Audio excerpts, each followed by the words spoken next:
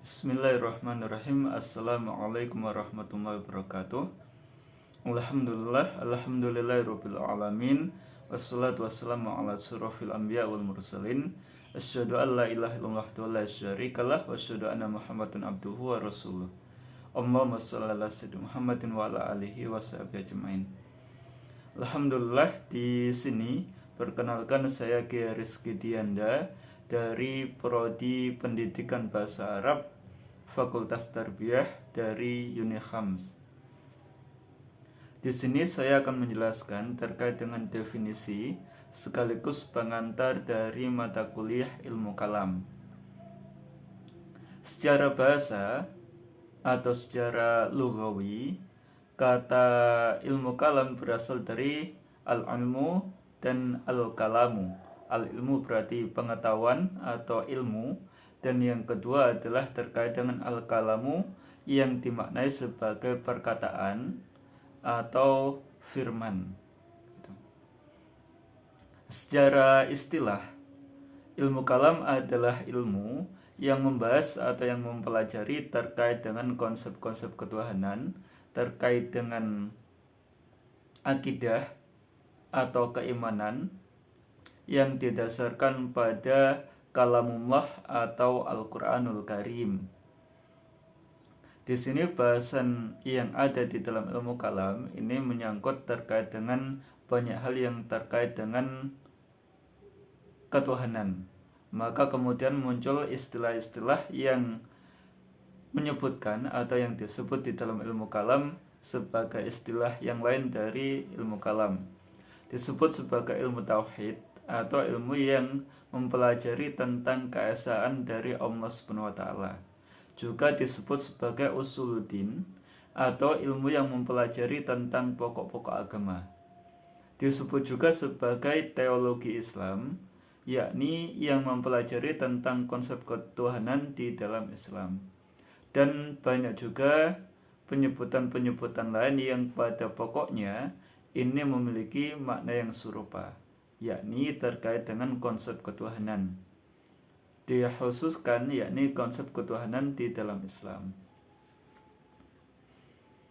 Bahasan diantara yang menjadi pembahasan dari ilmu kalam ini, yang pertama adalah terkait dengan aliran-aliran di dalam ilmu kalam, kemudian terkait dengan Al-Qur'anul Karim, yakni Al-Qur'an. Kemudian yang berikutnya adalah terkait dengan kenabian, terkait dengan wahyu, terkait dengan akhirat, terkait dengan qada wal qadar, kemudian terkait dengan perbuatan manusia, kehendak Allah, dan banyak yang lainnya yang terkait dengan hal ini. Maka pembahasan ini menjadi penting untuk kita pelajari.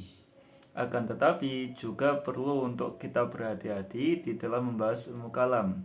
Karena ketika kita membahas ilmu kalam dan kemudian tidak berhati-hati, maka bisa jadi kita akan terjerumus pada pendapat-pendapat atau aliran-aliran yang justru menyimpang jauh dari Islam. Nah, maka mempelajari ilmu kalam secara benar, mempelajari akidah Islam secara benar, maka ini mutlak untuk dibutuhkan terutama bagi kaum muslimin. Sedangkan yang menginginkan untuk lebih berhati-hati, maka dibolehkan untuk mencukupkan diri di dalam pendapat-pendapat yang mengikuti ulama-ulama ahlus sunnah wal jamaah.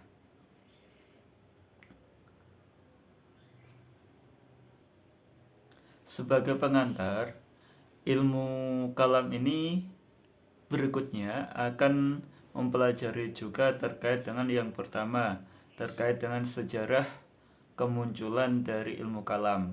Karena ilmu kalam ini ternyata secara tidak muncul ketika masa Rasulullah SAW dan para sahabat, akan tetapi muncul setelahnya ketika muncul banyak fitnah yang menimpa Islam dan kaum muslimin.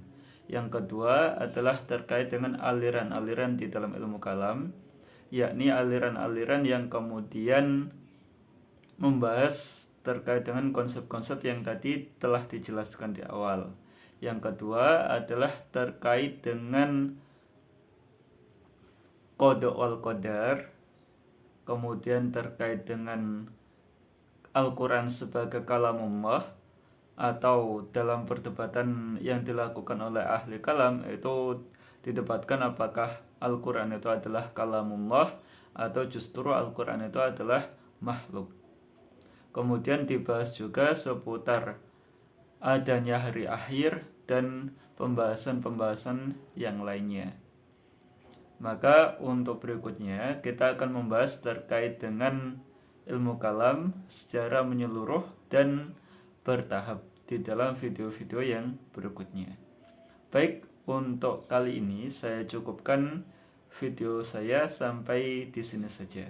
Insyaallah akan dilanjutkan dengan video berikutnya. Wassalamualaikum warahmatullahi wabarakatuh.